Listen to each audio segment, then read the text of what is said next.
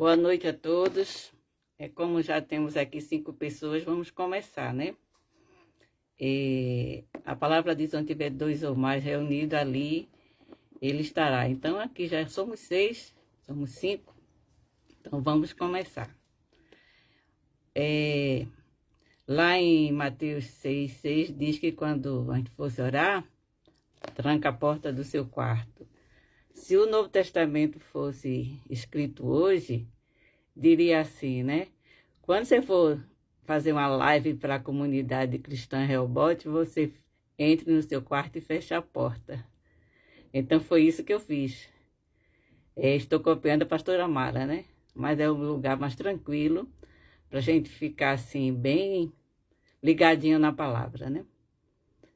E hoje é o quarto dia de campanha dos desafios de Elias, que está lá no capítulo 18, né? De Êxodo, 1 Reis 18. E vai de 17 a 40. Nós já ouvimos 8 vezes, né? Alguém lê esse texto. E vamos ouvir muito mais, que até o 14º dia, vamos ouvir bastante a leitura desse capítulo, dessa história de Elias. E dá para a gente ler até um ano. 14 dias é pouco, porque é uma história muito rica de ensinamentos, né? Ensinamentos para a gente, hoje aqui nessa nossa campanha de desafio. Porque o desafio de Elias foi no tempo dele. Serve para a gente como exemplo, né? Para nos ilustrar como devemos vencer um desafio. Mas o desafio hoje é nosso. É meu, é da pastora Amada, da pastora Júlia, de Rizomar, de todos que estão aqui, ligadinhos, né? Então, vamos fechar nossos olhos, vamos orar, pedir a Deus que nos oriente, que nos guie, né? Senhor Deus, nosso Pai, nós estamos neste momento, no 4º dia da nossa campanha Desafios de Elias, que hoje são os nossos desafios que nós te apresentamos, ó Deus. Que o teu Santo Espírito esteja nos conduzindo, colocando as palavras em nossa boca. Que não seja eu que esteja falando neste momento. Usa-me, Senhor, quero ser teu instrumento neste momento para levar uma palavra aos meus irmãos que estão nesta live. E que o Senhor venha afastando de nós tudo que desvia a nossa atenção, a tua voz nesta noite. Guia-nos, Senhor, e usa-nos em nome de Jesus. Amém. Eu vou contar aqui a historinha, né? Eu vou ler. Eu sei que já ouviram várias vezes, mas quanto mais, melhor, né? Vamos ler aqui o capítulo 18 de 1 Reis, do versículo 17 ao 40. Mas vamos começar no 17, porque a história de Elias não começou aqui no versículo 17. Foi bem antes. A Bíblia nos conta que ele fez parar de chover. E realmente passaram-se vários anos sem chover. Ele fugiu, né? Porque naquela época o rei Acabe casou com Jezabel e ela seguia outros deuses. E ele foi se desviando e levando junto com ele todo o povo de Israel. Então, quando Elias falou para esse rei que não ia ter chuva, que não ia ter água, a Jezabel ficou indignada, né, e mandou matar todos os profetas de Deus. E Elias fugiu e ficou um bom tempo no deserto. Depois ele foi para Sarepta, foi sustentado por uma viúva. E depois de muito tempo, Deus mandou ele voltar. Ele veio se apresentar a Acabe. Então é a partir daí que nós vamos começar a ler esse texto, né? Que começa assim, no versículo 17. O Acabe falando para Elias, quando ele se apresentou ao rei Acabe. Então é você que está aí, você, o maior criador de problemas de Israel? Aí Elias respondeu: eu não sou criador de problemas para o povo de Israel. Respondeu Elias: você e o seu pai é que são criadores de problemas, pois abandonaram os mandamentos do Senhor Deus e adoraram as imagens de Baal. Portanto, ordene agora a todo o povo de Israel que vá encontrar-se comigo no Monte Carmelo. Mandem também os 450 profetas do deus Baal e os 400 profetas da deusa Aserá, que são sustentados pela rainha Jezabel. Então, Acabe chamou todos os israelitas e os profetas de Baal para se reunirem no Monte Carmelo. Elias chegou perto do povo e disse: até quando vocês vão ficar em dúvida sobre o que vão fazer? Se o Senhor é Deus, adore o Senhor. Mas se Baal é Deus, adore a Baal. Porém, o povo não respondeu nada. Então Elias disse: de todos os profetas de Deus, o Senhor, eu fui o único que sobrou. Mas os profetas de Baal são 450. Agora tragam 2 touros. Que os profetas de Baal matem um deles, cortem em pedaços e ponham em cima da lenha, mas não ponha fogo. Eu farei a mesma coisa com o outro touro. E aí os profetas de Baal vão orar a seu Deus e eu orarei ao Senhor. O Deus que responder mandando fogo, este que é Deus. E todo o povo respondeu: está bem assim. Então Elias disse aos profetas de Baal: já que vocês são tantos, pegue o touro e o preparem primeiro. Orem ao seu Deus, porém não ponha fogo na lenha. Os profetas de Baal pegaram o touro que havia trazido para eles e o prepararam, e oraram a Baal desde a manhã até o meio-dia. Eles gritavam assim: ó Baal, responde às nossas orações. E ficaram dançando em volta do altar que haviam feito, porém não houve resposta. Ao meio-dia, Elias começou a caçoar deles e dizia: orem mais alto, pois ele é Deus. Pode ser que esteja meditando, ou que tenha ido ao banheiro. Talvez ele tenha viajado, ou talvez esteja dormindo, e vocês terão que acordá-lo. Aí os profetas oraram mais alto e começaram a se cortar com facas e punhais, conforme o costume deles, até que o sangue começou a correr. Passou o meio-dia e eles continuaram a orar e a gritar até a hora do sacrifício da tarde. Porém, não se ouviu nenhum som. Então Elias disse ao povo: chegue mais perto de mim. Todos chegaram mais perto de Elias e ele começou a consertar o altar do Senhor Deus que estava destruído, derrubado. Ele pegou 12 pedras. Gravem essa palavra, pedras. Uma para cada uma das 12 tribos que tinham os nomes dos filhos de Jacó, o homem a quem o Senhor tinha dado o nome de Israel. Com essas pedras, Elias reconstruiu o altar para a adoração do Senhor. Depois, cavou em volta uma valeta, em que cabiam mais ou menos 12 litros de água. Em seguida, colocou a lenha no altar, cortou o touro em pedaços e o pôs em cima da lenha. Então disse: encham 4 jarras com água e derramem sobre o animal sacrificado e sobre a lenha.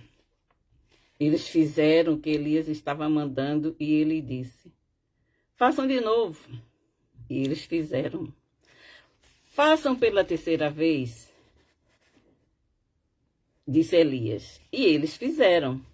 A água correu em volta do altar e encheu a valeta. Quando chegou a hora do sacrifício da tarde, o profeta Elias chegou perto do altar e orou assim: Ó Senhor Deus de Abraão, de Isaque e de Jacó, prova agora que és o Deus de Israel e que eu sou teu servo e que fiz tudo isso de acordo com a tua ordem. Responde-me, Senhor. Responde-me para que este povo saiba que tu, ó Senhor, és Deus e estás trazendo esse povo de volta para ti. Então o Senhor mandou fogo, e o fogo queimou o sacrifício, a lenha, as pedras, a terra, e ainda secou a água que estava na valeta. Quando viram isso, os israelitas se ajoelharam, encostaram o rosto no chão e gritaram: O Senhor é Deus, só o Senhor é Deus. Elias ordenou: prenda os profetas de Baal, não deixem escapar nenhum. Todos foram presos e Elias fez com que descesse até o riacho de Quizon e ali os matou. Que história, né? Essa história dá para a gente fazer pregação durante um ano, porque é muito rica em ensinamentos. Vamos falar dessa palavra desafio. Desafio é uma palavra bem recheada. Imagina aquela torta com várias camadas, um recheio mais gostoso do que outro. Essa palavra desafio é assim, bem recheada. Ela é recheada de ousadia, fé, confiança, perseverança e serenidade. Porque para se fazer um desafio, você tem que estar muito seguro, ter conhecimento, ter base, né? Saber o que está fazendo. Porque ninguém é bobo de desafiar aquilo que não tem o domínio. Só se for um maluco mesmo. Mas vamos primeiro falar sobre pedra. O que é pedra? O que a pedra representa? Onde se usa pedras? Na fundação de uma casa. Então, pedra é fundamento, a base, né? Uma base que dá segurança, onde nós podemos pisar, andar sem medo de afundar. É rocha, é pedra, né? Tem uma palavra, tem um versículo que diz, né? Colocou meus pés na rocha firme. Então, significa que pedra é segurança, é firmeza. Então, pedra é fundamento, obediência à lei de Deus. Os mandamentos de Deus foram feitos, Deus escreveu aonde? Em tábuas de pedra, né? Que está lá em Êxodo 24, versículo 12, que diz assim, ó. Então o Senhor disse a Moisés: sobe a mim ao monte e fica lá. Dar-te-ei tábuas de pedras e a lei e os mandamentos que escrevi para os ensinarem. Então, pedra é fundamento, é a base. Pedra, nós somos o altar de Deus. Nós somos uma pedra. Os altares foram todos, na Bíblia fala, em alguns altares que foram elevados, erguidos em pedras. Tem aqui em Josué,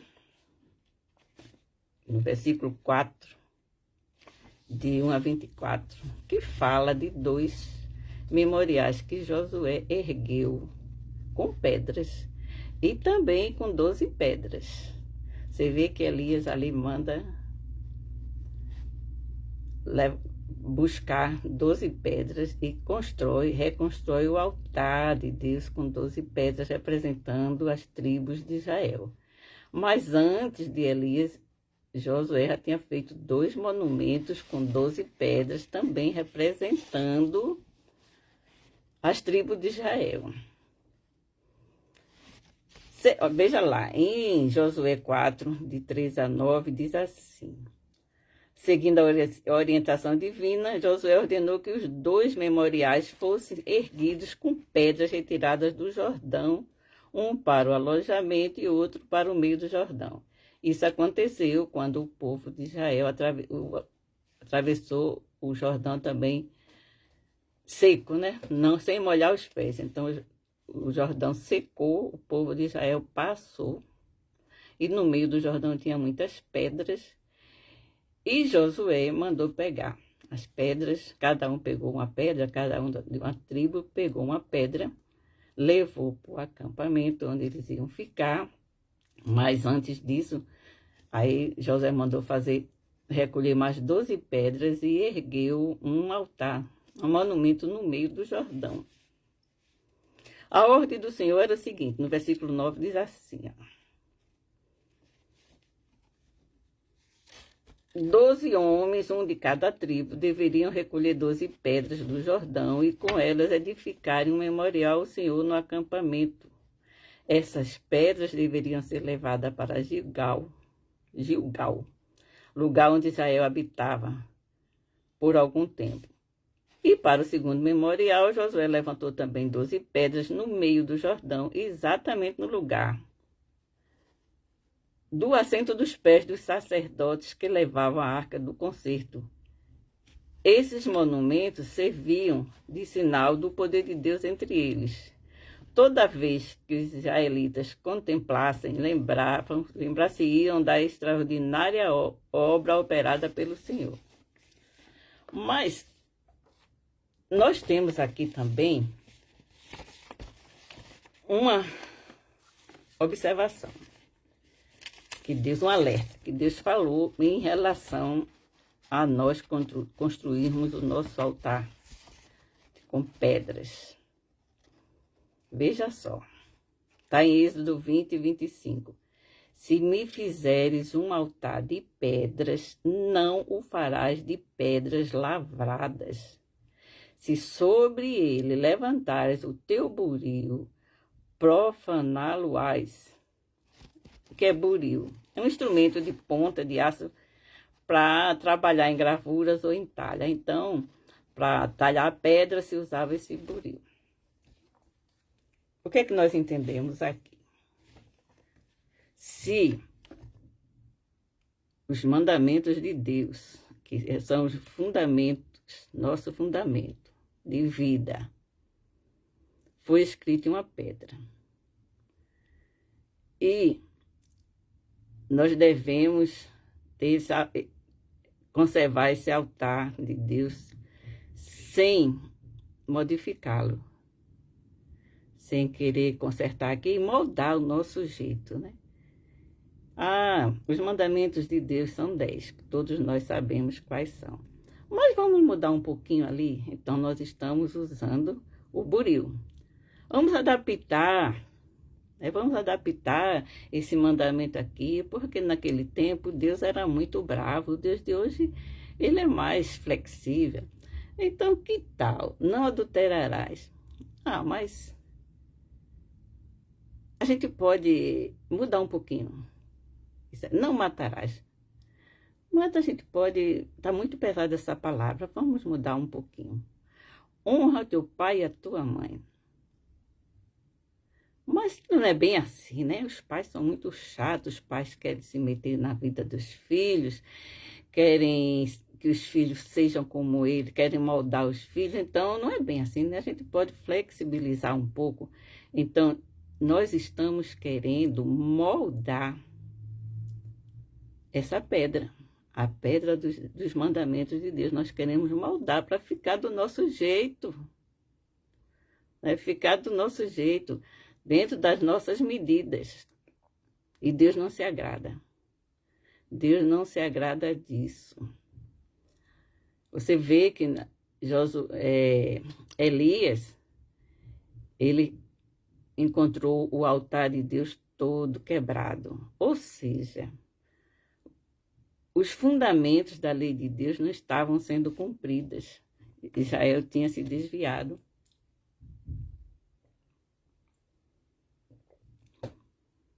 Porque o rei Acabe induzia isso, né?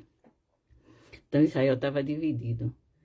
Se seguia Baal ou se seguia Deus. Então significa que o altar de Deus não estava perfeito, estava quebrado.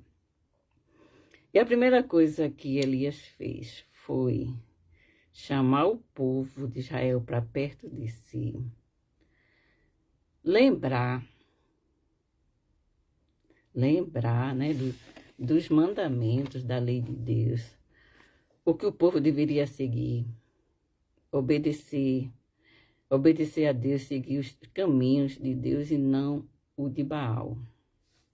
Então, nessa história não se fala de tempo, mas eu creio que não foi um dia só não, viu? Tanto que fala que os profetas de Baal chegou à tarde e não conseguiu. E depois, na vez de Elias, também chegou à tarde. Então, isso significa que não foi no mesmo dia.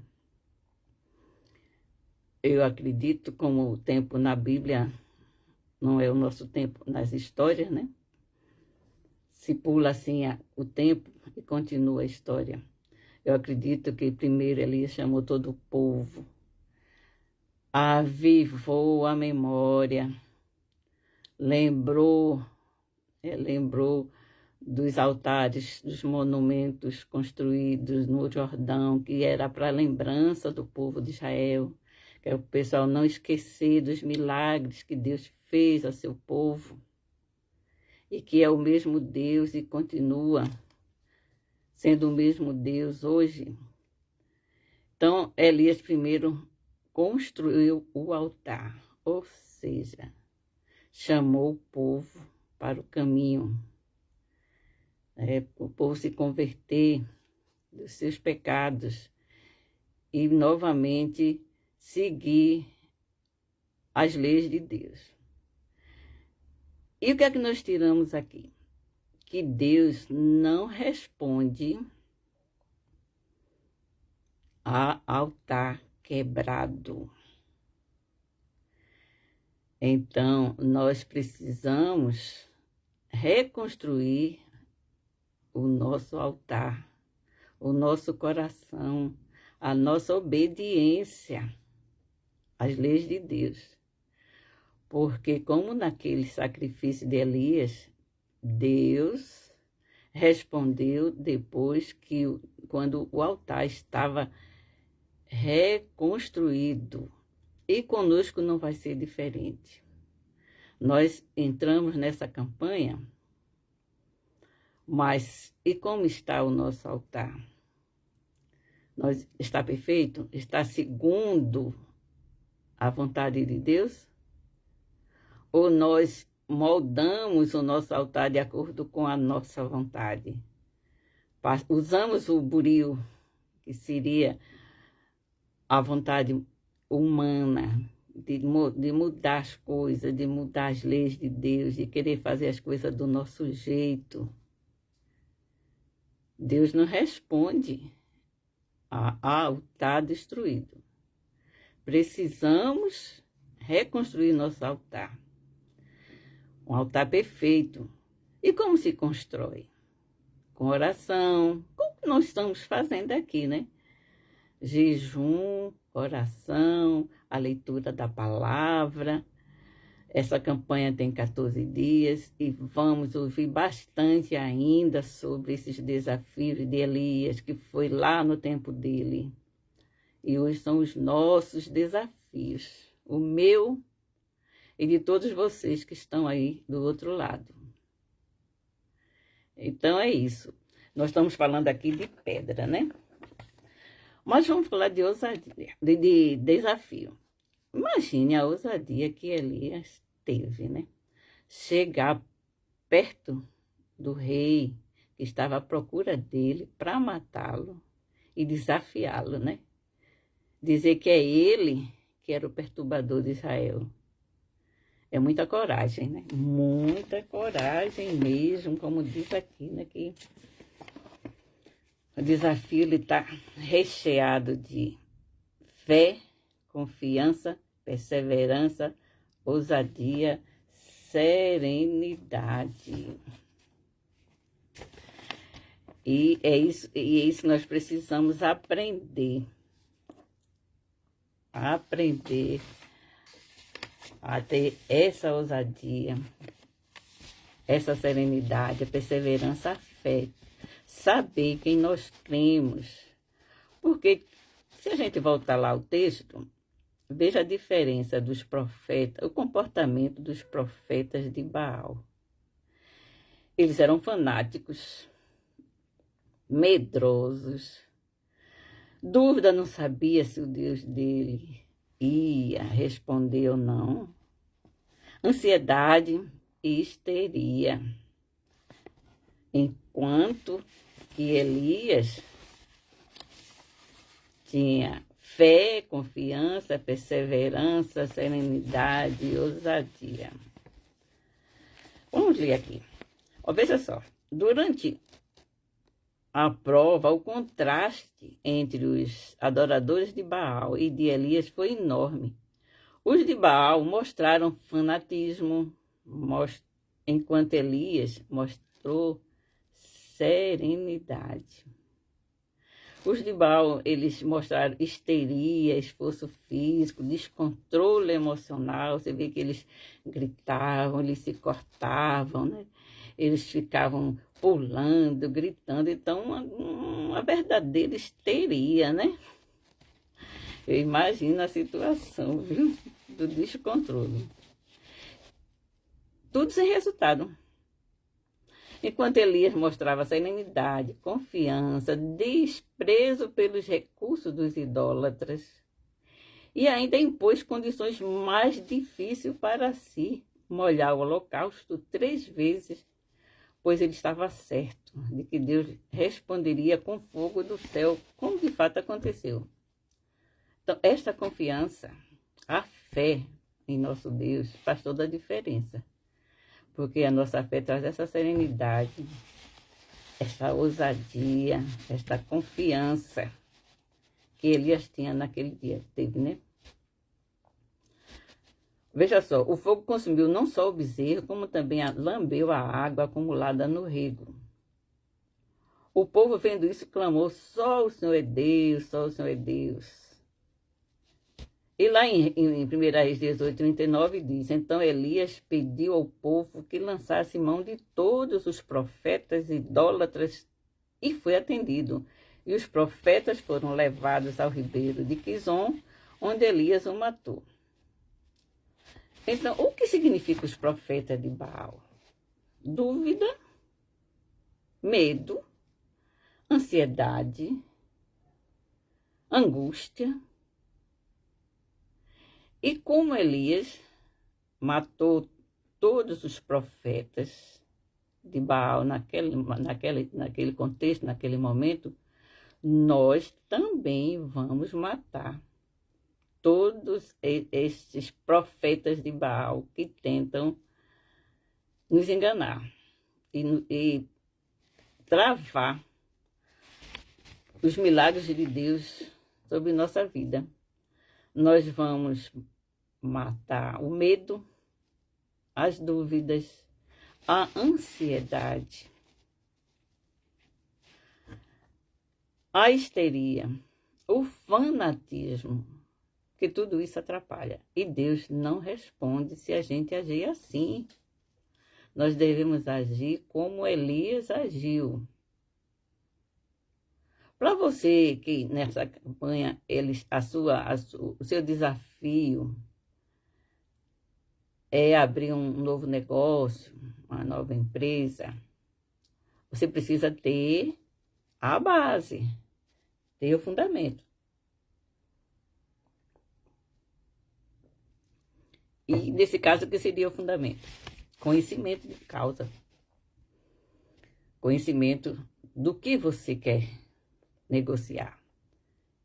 Como seria isso? Pesquisar mercado, público-alvo, local certo. Isso são os fundamentos de quem quer abrir um novo negócio. Ter conhecimento. Porque quando nós temos a base, o fundamento, nós temos ousadia, Nós temos fé, perseverança, força, não é verdade? E tudo isso vem de quê?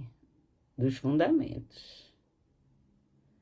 Então, em tudo que a gente almeja fazer nessa vida, a gente precisa ter a base, o fundamento.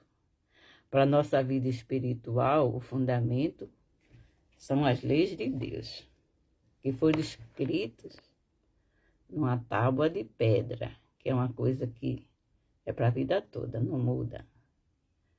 Pedra não se acaba assim. Você vê que o mar cobria todo o globo terrestre. Ele secou, recolheu, e as pedras continuam no mesmo lugar. A gente, quando anda assim pelo sertão, a gente vê aquelas pedras enormes, né? E a gente lembrar que ali já foi mar. A pedra estava debaixo da água. E hoje ela está acima da água e da terra. Então é uma coisa firme, que dura muito. E nossos planos, nossos projetos têm que ser assim. Nós precisamos ser perseverantes, como Elias foi. E acima de tudo, colocar Deus na nossa frente. Ouvir a voz de Deus. Tá um calor aqui, viu, gente? Deixa eu ligar esse negócio aqui, senão eu vou suar demais.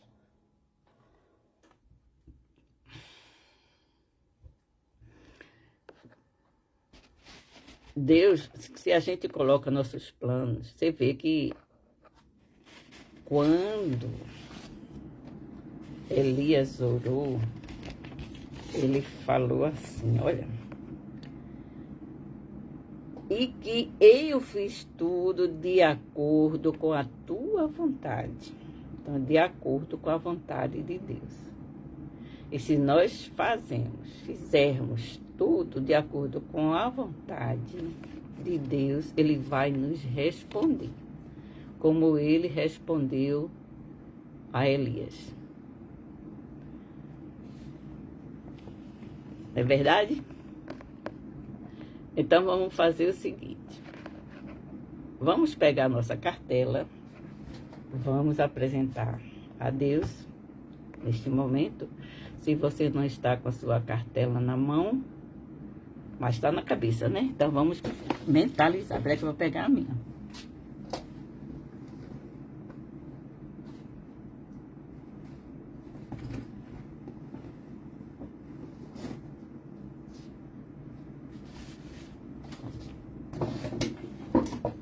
Então nós vamos orar, apresentar nossos pedidos ao Senhor nesse momento, nessa noite.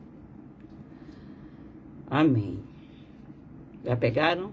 Então vamos nós. Senhor Deus, nosso Pai, nesta noite, estamos na quarto dia de campanha dos desafios de Elias. E todos nós, Senhor, colocamos os nossos desafios nessa cartela. E apresentamos diante de Ti, Senhor. O Senhor conhece todos os pedidos dos Teus filhos, dos Teus servos. E como o Senhor respondeu a Elias, porque foi restaurado o altar do Senhor naquele momento, nós aqui também, Senhor, estamos restaurando o nosso altar em oração, em jejum, na leitura da palavra. Ó Deus, responde, Senhor, aos nossos pedidos, às nossas orações, como o Senhor respondeu a Elias. A cada um desses pedidos, a cada um desses propósitos, a cada um desses desafios, ó Pai. Que o Senhor esteja atento, com os ouvidos atentos. Responda, Senhor. Nós cremos no Teu poder, nós cremos que o Senhor está nos ouvindo neste momento. E ajuda-nos, ó Deus, a cada dia mais restaurar o Teu altar em nossas vidas. Em nome de Jesus, ó Deus. Em nome de Jesus eu te peço que continua conosco, nos dando força, nos sustentando até o final desta campanha. porque nós estamos firmes aqui, Senhor. Porque cremos que o Senhor se agrada daquele que tem perseverança, que tem fé, que acredita que o Senhor é o Deus que tudo pode, que o Senhor é o único Deus da nossa vida. Nós não adoramos a outro Deus. Por isso nós te pedimos, Senhor, vem contemplando, ó Pai, vem contemplando os pedidos dos teus filhos, em nome de Jesus. Amém. Que Deus abençoe a todos vocês. Eu não sou de me prolongar muito, mas foi o que Deus colocou no nosso coração nesta noite para transmitir a vocês, ok? Boa noite, que Deus esteja com todos.